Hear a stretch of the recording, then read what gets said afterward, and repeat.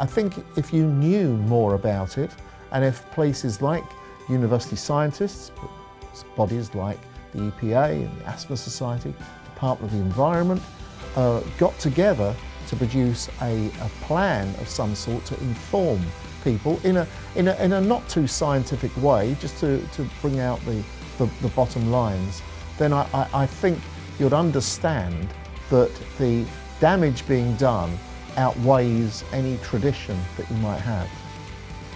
Yes, in Ireland, as much of the rest of Europe, there is a control from the EU that's called the Café Directive. And what that does, it sets limits of pollutants, the PM 2.5 being an important one now, but other gases as well that are toxic, nitrogen dioxide and the sulfur oxides too. And what the Café Directive also says is that these measurements ought to be reported back to the public up to date.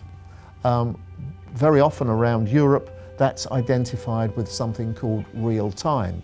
And what that means is that you use quite sophisticated instrumentation to measure pollutants like NOx, as we call them, the nitrogen oxides, SOx, the sulfur oxides as well, and the particulate matter on the fly. We call that online.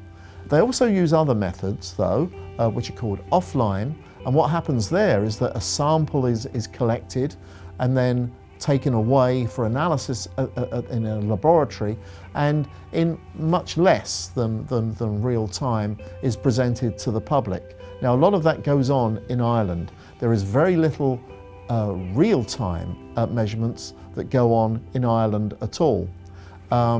That's different from much of the rest of Europe, and they are able to feed into a World Health Index, for example, in which you see over the whole of Europe and even other places in Africa, what the levels of the pollutants are in real times. So we go down to the levels of a city.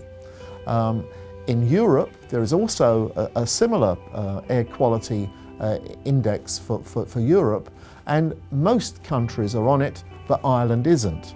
And that's because we don't do very much real-time monitoring.